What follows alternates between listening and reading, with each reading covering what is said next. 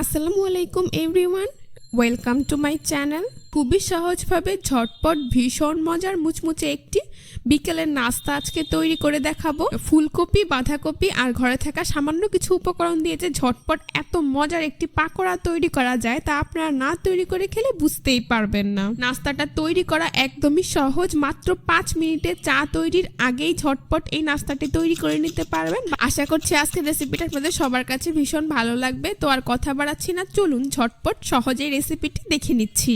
এই রেসিপিটি তৈরি করার জন্য প্রথমে একটি মিক্সিং বলে আমি 1 কাপ পরিমাণ ফুলকপি এইভাবে ছোট টুকরো করে নিয়েছি। আশা করি আপনারা দেখেই বুঝতে পারছেন।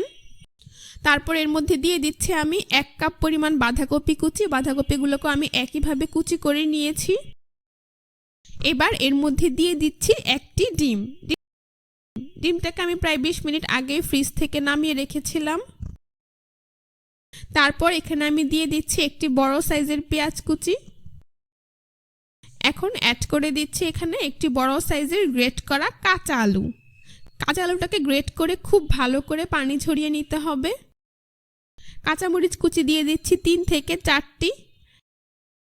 ধনিয়া পাতা কুচি দিয়ে দিচ্ছি 1 টেবিল চামচ পরিমাণ। লবণ 1/2 চা চামচ পরিমাণ বা স্বাদ মতো। আদা রসুন বাটা দিয়ে দিচ্ছি 1/2 চা চামচ পরিমাণ। চাট মশলার গুঁড়ো দিয়ে দিচ্ছি 1/2 চা চামচ পরিমাণ। চিলি ফ্লেক্স দিয়ে দিচ্ছি 1/2 চা চামচ পরিমাণ। হলুদের গুঁড়ো দিয়ে দিচ্ছি 1/4 চা চামচ পরিমাণ।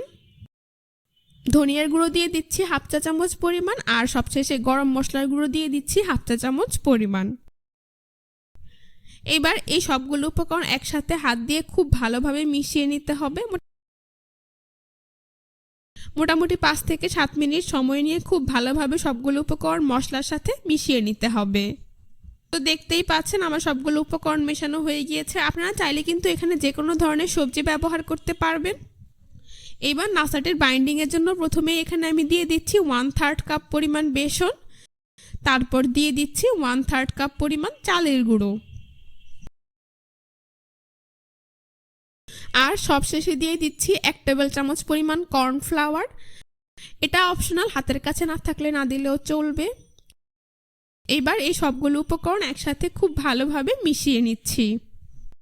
তো কিছুটা সময় নিয়ে মেশালেই দেখতে পাবেন নাস্তা তৈরির জন্য পারফেক্ট একটি আঠালো মিশ্রণ এখানে তৈরি হয়ে গিয়েছে। আশা করি আপনারা দেখেই বুঝতে পারছেন।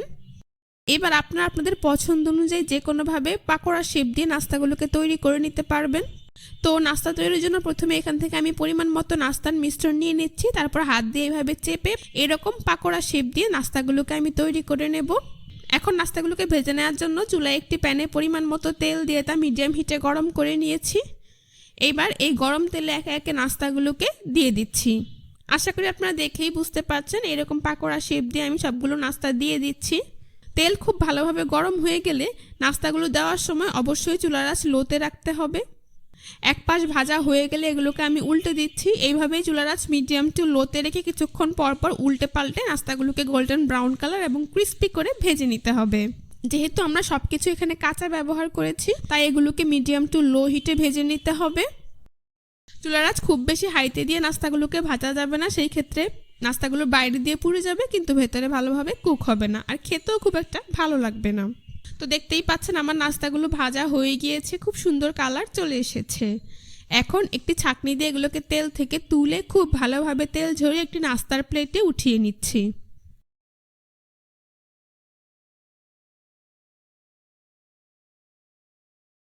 এভাবেই বাকি নাস্তাগুলোকে তেল ঝরিয়ে নাস্তার প্লেটে উঠিয়ে নিচ্ছি। তো এভাবেই আমি সবগুলো নাস্তা ভেজে নিয়েছি। তারপর পরিবেশন করে আপনাদের দেখিয়ে দিচ্ছি। দেখতেই পাচ্ছেন নাস্তাগুলো দেখতে মাশাআল্লাহ কতটা সুন্দর হয়েছে, আর এটা খেতেও কিন্তু হয়েছে অসাধারণ।